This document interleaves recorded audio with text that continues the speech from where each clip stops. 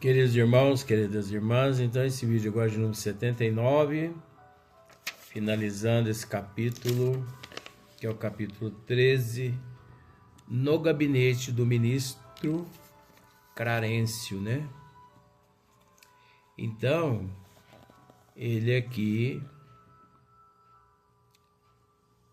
está orientando uma senhora e também André Luiz ao mesmo tempo.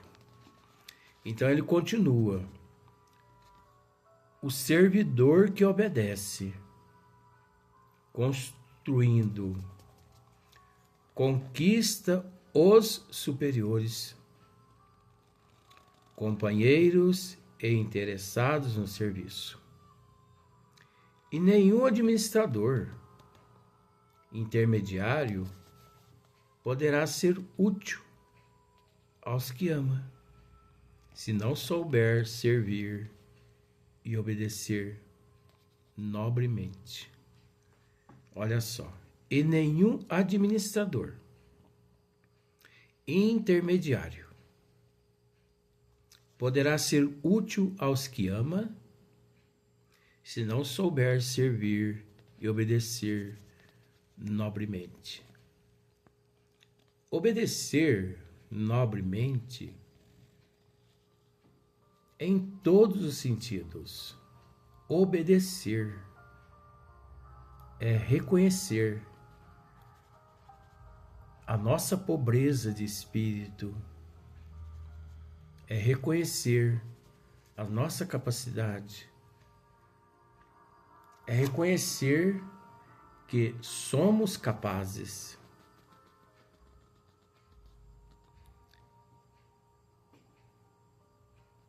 Fira-se o coração, experimente-se a dificuldade, mas que saiba cada qual que o serviço útil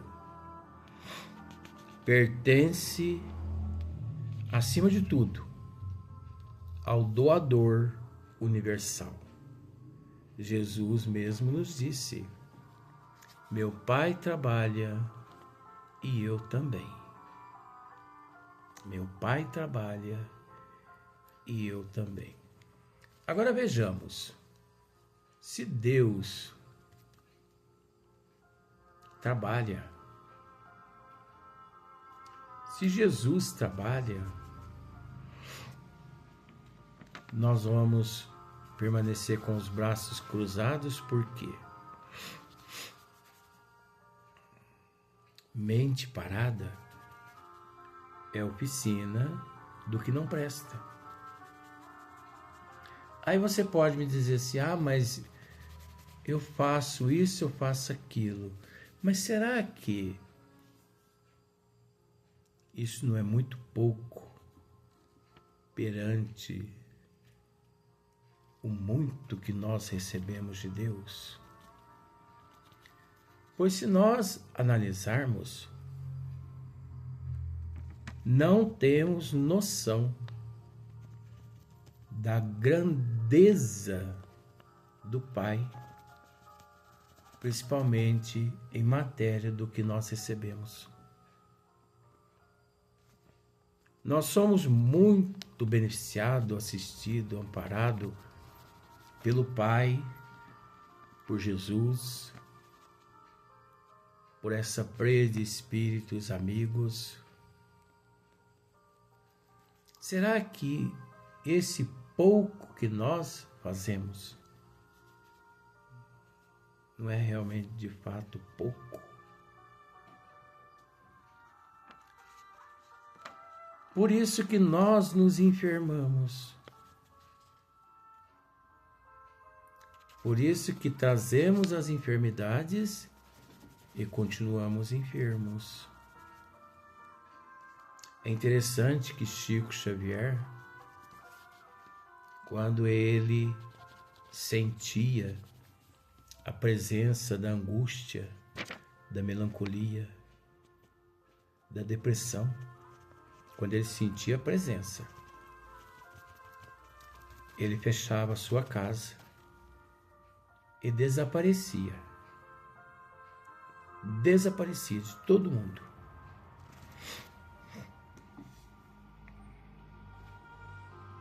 E muitas pessoas ali em volta dele, super preocupados com ele. Meu Deus, onde o Chico foi parar? Depois de umas 3, 4 horas, o Chico chegava. Chico, nós estamos preocupados com você. Ora, mas preocupado comigo por quê? Onde você foi?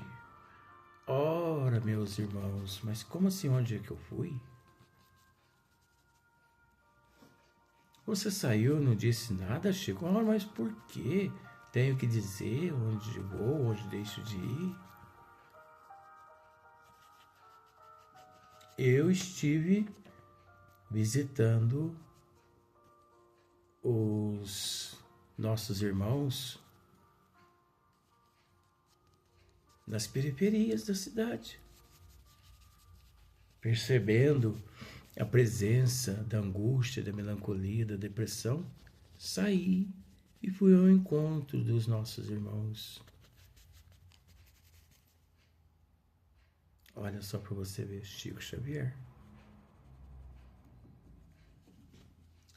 Com isso ele conseguiu superar os transtornos que ele sentia.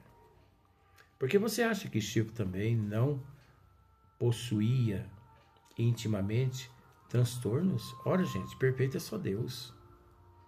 Mas ele sabia administrar aqueles transtornos. Ele não permitia que os transtornos o administrassem. Ele administrava os transtornos. Ele permitia até certo ponto o transtorno mandar nele. Dali em diante, ele passava a mandar, a administrar o transtorno. A vida nossa tem que ser assim. Nós temos que aprender a administrar os nossos transtornos, as nossas dificuldades. Como se diz o ditado, não é bicho de 7 cabeças, mas nós transformamos os nossos problemas em bicho de 7 cabeças. Vejamos, temos o hábito de dizer: você pensa que os teus problemas são infinitos? Você pensa que ninguém mais sofre mais que você? Procure na cidade de Barreto o Hospital do Câncer. Faça uma visita lá. Durante umas 2, 3 horas, anda naqueles pavilhões. Vá até o hospital, a Santa Casa da sua cidade, e faz uma visita àqueles leitos, aqueles quartos, nas UTI. Pois, se isso não bastar, que façamos uma visita naquelas periferias, naquelas cidades na Índia, onde milhões de pessoas sofrem a pobreza ao extremo. Doenças de tudo quanto é espécie na Índia, na China, na África. Quantos milhões de pessoas morrem por ano no mundo, por incrível que pareça? Ousa o termo, vítimas da fome. Aí você pode me dizer assim: ah, mas quem plantou hoje está colhendo, né, Luiz? Conforme você fala de vez em quando. Sim, quem planta, colhe. Mas o verdadeiro representante de Jesus, ele não vê por esse lado. Porque ele se coloca no lugar daquele que sofre e ainda agradece a Deus a vida que tem. Só assim, para nós reconhecer a riqueza que nós temos. Então, depois de pequena pausa, continuou Clarencio, né? Olha o que ele está dizendo aqui agora para aquela nossa irmã. Que fará, pois, na terra, se não aprendeu ainda a suportar coisa alguma? Ele está interrogando essa mulher. Que fará na terra se ainda não aprendeu a suportar coisa alguma? Te dei tantas oportunidades aqui, tantas oportunidades foi dada à senhora. Desculpa. E você a desperdiçou todas. Não duvido da sua dedicação aos filhos queridos, mas importa notar que haveria de comparecer por lá, como mãe paralítica, incapaz de prestar socorro justo. Olha, do jeito que ela estava, ela ia comparecer perante os filhos na terra, no corpo físico, como paralítica, impossibilitada de fazer alguma coisa em prol dos filhos. Para que qualquer de nós alcance a alegria de auxiliar os amados, faz-se necessária a interferência de muitos a quem tenhamos ajudado. Por nossa vez, os que não cooperam não recebem cooperação. Os que não cooperam não recebem cooperação. Isso é lei, isso é da lei eterna. E se minha irmã nada acumulou de seu para dar, é justo que procure a contribuição amorosa dos outros. Mas como receber a colaboração imprescindível se ainda não semeou? Como? Nem mesmo a simples simpatia. Nem mesmo a simples simpatia. Porque tem pessoas que às vezes não conseguem se comunicar, mas elas acumulam uma grande simpatia, muitas pessoas simpáticas a ela, porque é uma pessoa agradável, é uma pessoa simpática, né? É uma pessoa comunicativa. A pessoa tem lá aquelas dificuldades, mas ela tem também ali aquelas pessoas simpáticas a ela. Mas tem pessoas que às vezes nem isso tem. Então é difícil, mas não impossível dar o primeiro passo. Eu não sei por qual motivo, mas eu tenho até demais uma facilidade imensa para mim me comunicar com as pessoas. Faz parte do assunto aqui, tá, gente? Já está encerrando o livro já aqui. Encerrando a mensagem aqui já. Nesse vídeo nós encerramos aqui essa mensagem. Eu tenho uma facilidade imensa para mim me comunicar com as pessoas. Todo lugar que eu chego, eu me comunico muito bem com as pessoas. Não me vangloriando, porque eu não sou de me vangloriar, não gosto de ostentação, eu não gosto de, enfim, não me elogiando. Mas olha, eu possuo uma psicologia,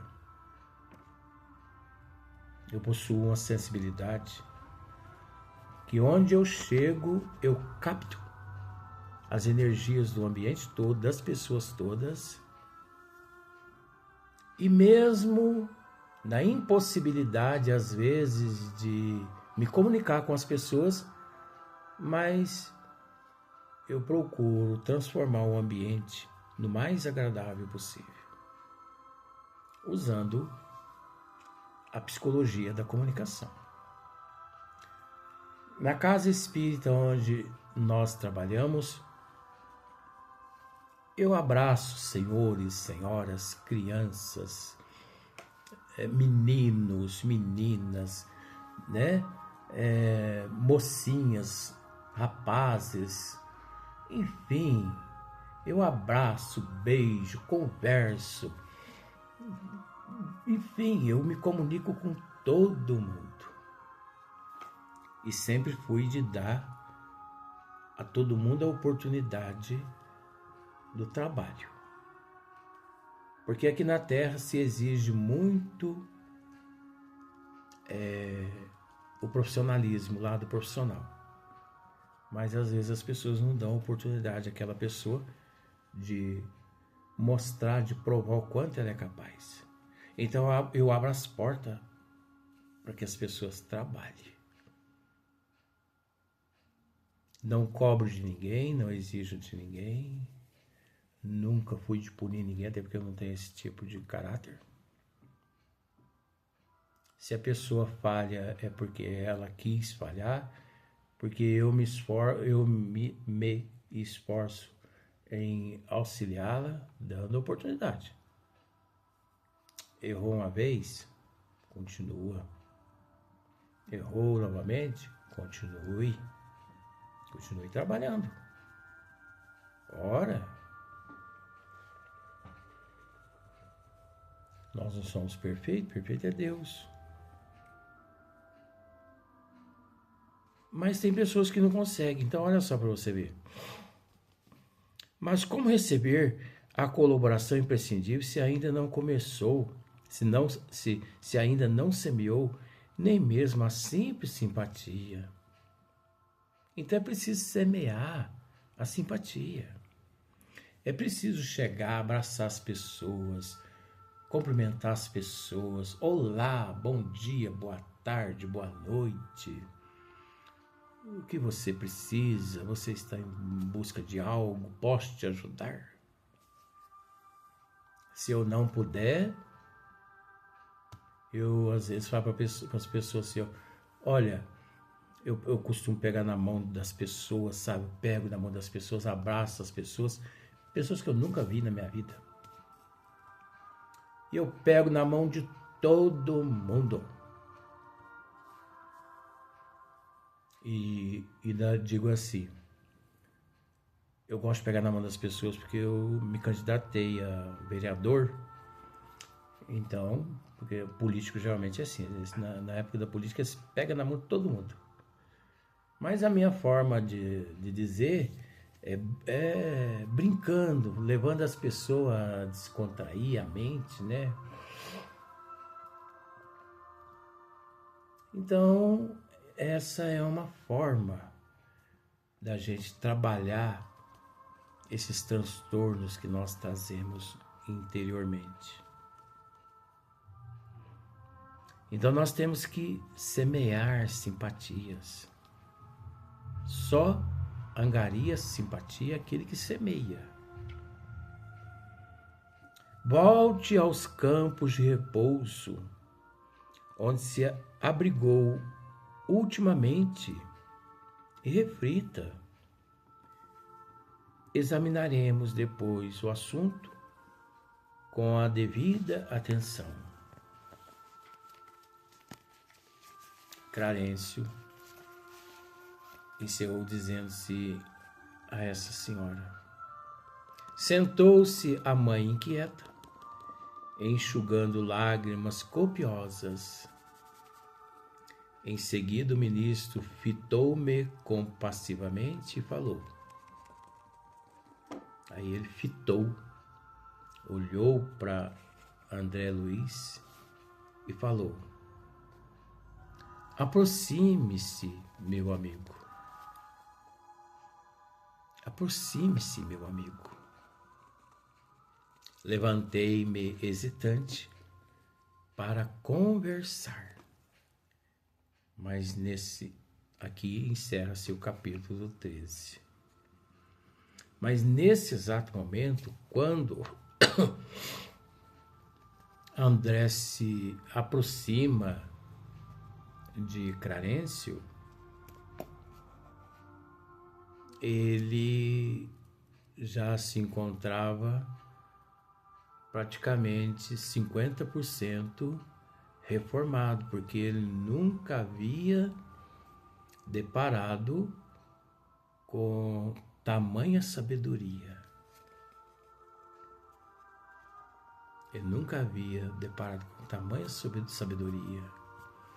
Em momento algum, Clarencio julgou essa nossa irmã. Em momento algum, Clarencio puniu essa nossa irmã. De forma alguma. É necessário ser rígido com amor. Aquele que carrega a responsabilidade da orientação à luz da justiça divina, ele tem que entender que ele é responsável pelo que fala, pelo que deseja, pelo que pensa. A responsabilidade de um orientador, de um atendente fraterno, porque Clarencio era, naquela época, continua às vezes sendo um atendente fraterno, a responsabilidade de um atendente fraterno é muito grande. Ele tem que saber, ele tem que dosar, ele tem que ter conhecimento, ele tem que ter benevolência, indulgência, tem que ter conhecimento. Ele tem que entender de causa e efeito. Pois ali ele pode, simbolicamente, destruir um processo evolutivo em uma alma, em um espírito, por bons milênios, se ele não souber orientar. Então, em momento algum, Clarencio a julgou. Mas eu te dei oportunidade no departamental, você falhou. Eu te dei oportunidade no outro departamento, você falhou. Eu te dei, você falhou, você falhou, você falhou. Então, como se apresentar? Como se apresentar perante os teus filhos lá na terra deficiente?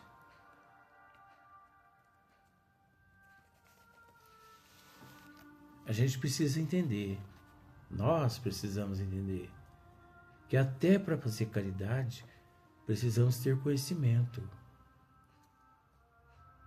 Conhecimento de causa e de efeito. Não podemos chegar e botar o coração na frente e falar: eu sei fazer, eu quero fazer, eu vou fazer.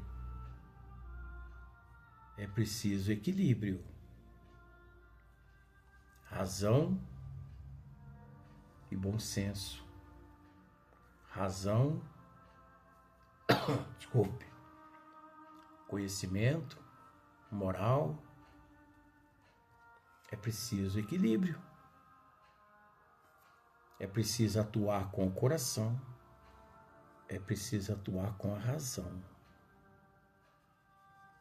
Nunca que devemos permitir que o coração atue sem a presença da razão. E nunca devemos permitir que a razão atue sem a presença do coração. Os dois têm que estar juntos. Onde os dois juntos se encontram, constrói-se um arranha-céu. Onde um está sozinho, você depara com grandes calamidades, grandes conflitos. Essa é a realidade. Observe para você ver, na Terra determinados casais, quando se encontram pela primeira vez, e que permitem que só o coração se apaixone. Aí eles usam aquele termo, paixão. Fogo avassalador. Fogo avassalador e passageiro. Que depois que passa, você olha para trás e você vê o estrago que aquele fogo deixou. As pessoas que casam usando o coração e a razão, elas nunca que se separam. Mas eu já presenciei vários casais nessa minha vida de Deus aqui na Terra que casaram pelo coração,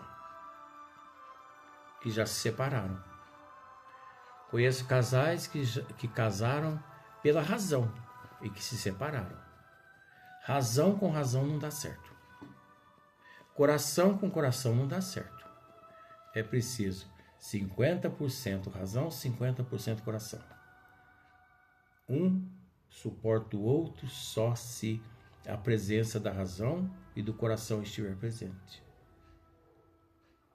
Se não estiver presente um dos dois, o outro não tem paciência, não tem a resignação, a aceitação, a humildade. Ele não suporta o outro. Minha mulher é arrogante, meu marido é arrogante. Arruma 1 milhão de desculpas e joga em cima daquele outro. Tá, aí se separa. Eu vou me separar porque eu não aguento a minha mulher. Eu vou me separar porque eu não aguento meu esposo. Se separa. Arruma uma outra pessoa. Vou me separar dessa pessoa. Eu conheço pessoas em São Sebastião do Paraíso, tanto homens quanto mulheres, tá bom? Que tá no 10º casamento. Tanto mulheres quanto homens. Estão vivendo a 10ª lua, a lua de mel. Lua de mel? Não existe lua de mel, gente, aqui na Terra. Não, escreva isso que eu estou dizendo aqui. Aqui na Terra não existe lua de mel, e sim lua de fel. Você consegue entender? Aqui na Terra não existe almas gêmeas, e sim almas que gemem juntas. Então não existe lua de mel, e sim lua de fel. Porque a pessoa nem aproveita aquele momento. Eu conheço casais que saíram para lua de mel. Se casaram, tudo certinho, e saíram e foram para a lua de mel. Só que eles cometeram um crime. Sabe qual que é o crime? Eles não conseguiram deixar para trás o celular em casa. Não conseguiram, nem ele e nem ela. Pena que eu não posso dizer o nome, gente. Você pode pensar que eu estou mentindo, né? Não tem problema. E eles foram para a lua de mel. Cada um com o seu celular. Parece que é tão normal, né? Mas não é normal, não. Nesse momento da lua de mel, vamos pensar assim. Desliga o celular, deixa em casa guardado, vai para a lua de mel. Se você precisar de um telefone lá para ligar para a família, recorre a um departamento, um estabelecimento público, alguma coisa assim, pede o telefone, liga para a mãe, liga para o pai e tal. Você entendeu como é que é, né? Mas eles iam ficar 1 semana na lua de mel. Mas essa lua de mel, ela durou só 1 noite. Só a primeira noite. O segundo dia já se transformou em lua de fel. Por quê? Porque deu uma loucura nele e nela de entrar nas redes sociais, Ela ficou louca para falar com a família, com os amigos, para mostrar, fotografar o lugar onde eles estavam, para mandar foto para os amigos, para as amigas, fofocar com todo mundo, com a mãe, com o pai, com o tio, com a tia, com as primas. E ele também, eles enlouqueceram. Ficaram loucos. Gente, ó, e isso, a data de hoje é 10 anos atrás. Eles vieram embora da lua de mel. Como eles amavam mais o celular, mais os amigos, né? Os internautas, vamos dizer assim. O casamento deles não durou nem 2 anos. Eu conheço tanta história que você nem imagina. Por isso que vó, que está aqui presente, o professor de vez em quando, ele sempre me diz assim: todo casal que antes de se casar, procura casar primeiro com Jesus. Primeiro com Deus, depois com Jesus, com a mediunidade, com a humanidade, com a responsabilidade, com o compromisso. Esses casais nunca que separam. Porque ela percebe que o esposo é mais importante que o celular que ela tem. Ele percebe que a esposa é mais importante que o celular que ele tem. Pois eu conheço em São Sebastião do Paraíso, eu também sou assim, mas acontece que eu não sou casado, sou casado só com Deus, com Jesus, com a mediunidade, com a humanidade. Graças a Deus. Eu não tenho esse, né? Mas eu conheço em São Sebastião do Paraíso casais que estão sentados ali à mesa, ele lá conversando com os amigos dele no celular e ela do outro lado da mesa conversando com os amigos dela pelo celular. Há a possibilidade de um casamento desse durar muito tempo? Veja bem, pode até durar.